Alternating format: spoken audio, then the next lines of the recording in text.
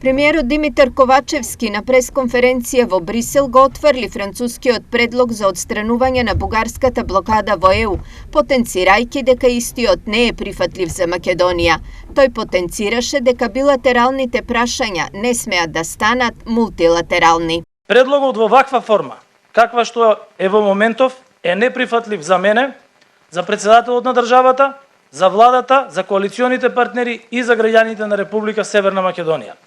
Доколку во текот на француското председателство се постигне разбирање за нашите позиции, ние сме подготвени да се вклучиме во разговори за истите, за да се започнат преговори до крајот на јуни.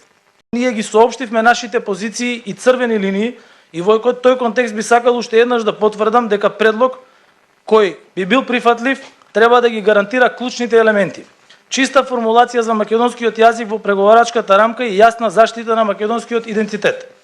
Историските прашања не можат да бидат критериуми во преговарачката рамка.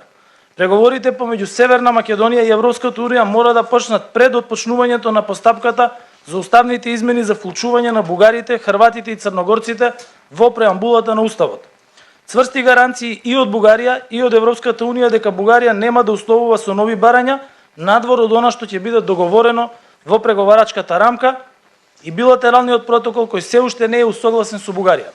Пред почетокот на самитот, високиот представник на ЕУ за надворешна политика и безбедност Жозеф Барел изјави дека денеска не е добар ден, бидејќи требаше да го започнеме пристапниот процес со две земји, но не можеме затоа што една држава го блокира целиот процес на проширување.